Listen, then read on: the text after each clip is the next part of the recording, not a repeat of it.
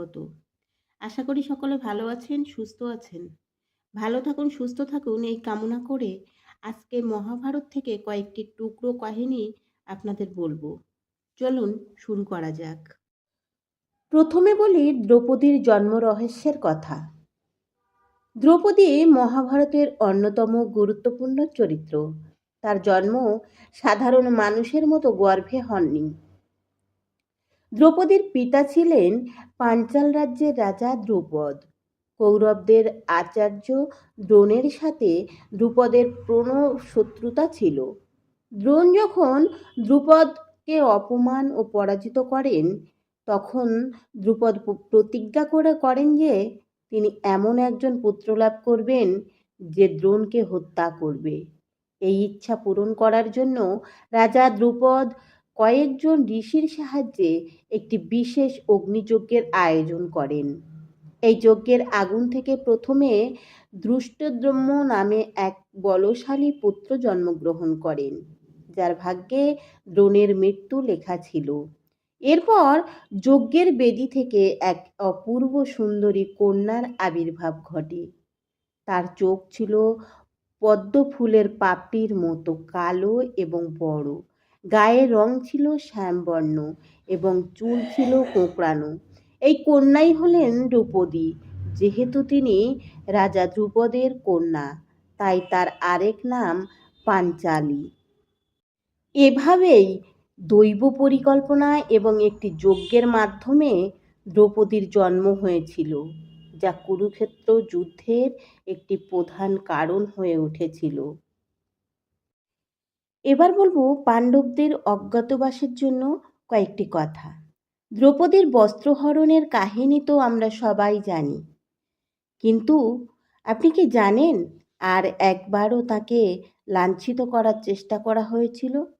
পঞ্চপাণ্ডবরা যখন মৎস্য দেশে অজ্ঞাতবাস যাপন করেছিলেন, তখন দ্রৌপদী মৎস্যরাজ বিরাটের স্ত্রী সুদেষ্ণার সেবিকা হয়ে কাজ করেছিলেন।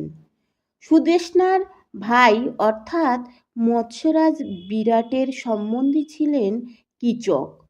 সে ছিল ওই রাজ্যের সেনাপতি। একদিন কীচকের লোলুপ দৃষ্টি দ্রৌপদীর উপর পড়ে। সে দ্রৌপদীর সতীত্ব নষ্ট করার চেষ্টা করে, কিন্তু দ্রৌপদী দৌড়ে পালিয়ে যান। এরপর তিনি রাজার কাছে অভিযোগ জানান, কিন্তু মৎস্যরাজ বিরাট কোনো ব্যবস্থাই নেননি।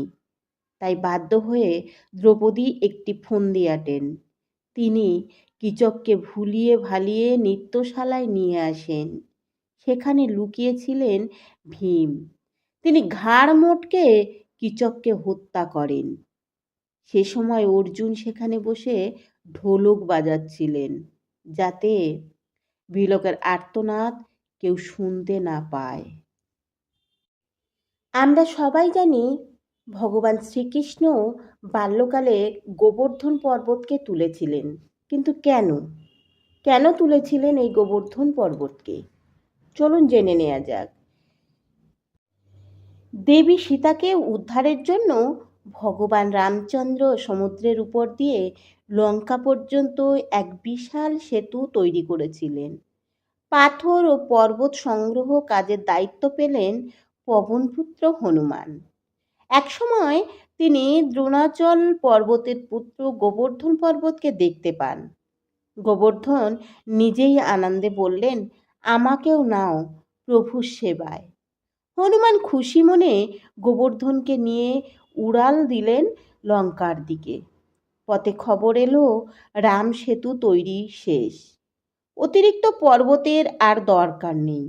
হনুমান মন খারাপ করে বললেন, তুমি এখন বৃন্দাবন অঞ্চলে থাকো। পর্বতরাজ ভগবানের সেবায় লাগতে না পেরে গোবর্ধন পর্বত অত্যন্ত ব্যথিত হন এবং কষ্ট পান। পরে শ্রীরামচন্দ্র গোবর্ধন পর্বতকে দর্শন দেন এবং তাকে আশ্বাস দেন। রামচন্দ্র বলেন, হে গোবর্ধন, তুমি দুঃখিত হও না। ত্রেতা যুগে আমার হাতে তোমার সেবা করার সুযোগ হলো না, কিন্তু দাপর যুগে আমি যখন শ্রীকৃষ্ণ রূপে অবতীর্ণ হব, তখন আমি তোমাকে অবশ্যই আমার সেবার সুযোগ দেব। আমি তোমাকে 7 দিন ধরে আমার কনিষ্ঠ আঙুলে তুলে ব্রজবাসীকে রক্ষা করব এবং তুমি সমস্ত ভক্তের কাছে চিরপূজিত হবে। রামের দেয়া সেই প্রতিশ্রুতি কৃষ্ণ নিজে রক্ষা করেছিলেন, আর গোবর্ধন পর্বত হয়ে ওঠে ভক্তি ও বিশ্বাস এবং ঈশ্বরের প্রতিজ্ঞার প্রতীক।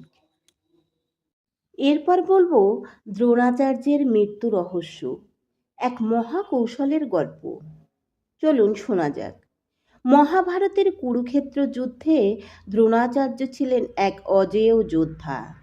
তিনি ব্রহ্মাস্ত্রের অধিকারী এবং কেউ তাকে পরাস্ত করতে পারত না যতক্ষণ না তিনি নিজেই অস্ত্র নামান।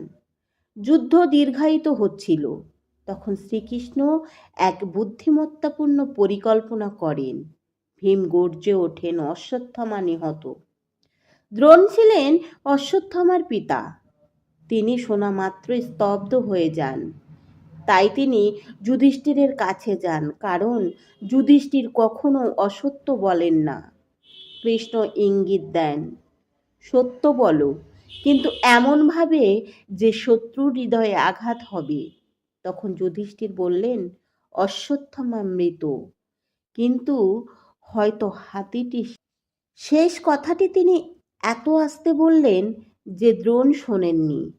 সেই অংশ বিধ্বস্ত দ্রোণ শোকে অস্ত্র নামান, আর সেই মুহূর্তে ধৃষ্টদ্যুম্ন তার প্রাণ হরণ করেন।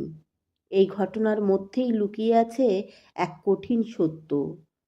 যুদ্ধের জয় শুধু শক্তি দিয়ে নয়, বুদ্ধি ও কৌশলেও নির্ধারিত হয়। আচ্ছা, যমুনার জল কালো কেন? এর রহস্য কি আপনারা জানেন? যমুনা হলো একটি পবিত্র নদী। তাহলে এই যমুনার জল কেন এত কালো? চলুন জেনে নিই সে বিষয়ে। যমুনা ভারতের অন্যতম পবিত্র নদী, যাকে কালিন্দী নামেও ডাকা হয়। পুরাণ মতে একবার মহর্ষি ভৃগ ঋষি যমুনায় স্নান করতে গিয়েছিলেন।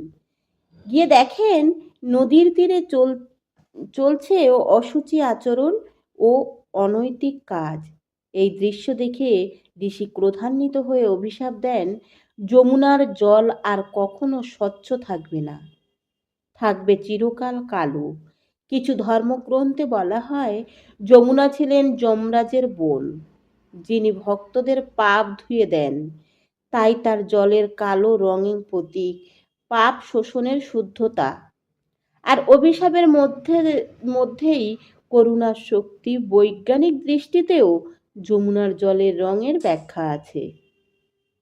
এর জল প্রচুর খনিজ, শৈবাল ও কার্বন যৌগ মিশে থাকে, যার ফলে এর রং প্রকৃতিগতভাবেই গাঢ় হয়। অর্থাৎ পুরাণ ও বিজ্ঞান দুটোই এই রহস্যকে ভিন্নভাবে ব্যাখ্যা করে। আজও হাজার হাজার ভক্ত যমুনার জলে স্নান করেন এই বিশ্বাস নিয়ে যে তাদের সমস্ত পাপ ধুয়ে যাবে। এই কালো জলেই নাকি পাপ ও দুঃখ মুছে দেয় আত্মার গভীর থেকে। একবার অর্জুনকে অভিশাপ দেয়া হয়েছিল, কিন্তু কেন অভিশাপ দেয়া হয়েছিল অর্জুনকে সে বিষয়ে জেনে নিই। মহাভারতের অন্যতম শ্রেষ্ঠ যোদ্ধা অর্জুন, কিন্তু জানেন কি, একবার স্বর্গেই তিনি পেলেন এক অদ্ভুত অভিশাপ। স্বর্গে গিয়ে অর্জুনের সঙ্গে দেখা হলো অপ্সরা উর্বশীর। তিনি অর্জুনকে মোহিত করার চেষ্টা করেন, কিন্তু অর্জুন বলেন, আপনি আমার পূর্বপুরুষ পুরুষ পুত্রের স্ত্রী, তাই আপনি আমার মাতুলি। এই উত্তর শুনে ক্রুদ্ধ উর্বশী অভিশাপ দেন, তুমি 1 বৎসর নারীদের সামনে পুরুষত্ব হারাবে। অর্জুন চিন্তিত হয়ে পড়েন, কিন্তু কৃষ্ণ হাসেন, এই অভিশাপই একদিন তোমার রক্ষা কবচ হবে। কুরুক্ষেত্র যুদ্ধের আগেই পাণ্ডবরা যখন অজ্ঞাতবাসে ছিলেন, তখন সেই অভিশাপের সময় কাজে লাগে।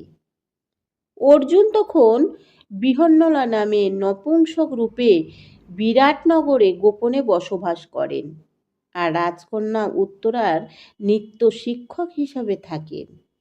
অভিশাপ যা শাস্তি মনে হয়েছিল, সেই অভিশাপে পরিণত হয় অর্জুনের বেঁচে থাকার একমাত্র কারণ। এবার বলবো হনুমান কেন অর্জুনের রথের পতাকায় ছিলেন। যখন অর্জুনের তৈরি বাণের সেতু ভেঙে পড়ে, অর্জুন তখন নিজের প্রতিজ্ঞা পালনের জন্য চিতায় প্রবেশ করতে প্রস্তুত হলেন। ঠিক সেই সময়ে শ্রীকৃষ্ণ সেখানে এক ব্রাহ্মণের রূপে আবির্ভূত হলেন।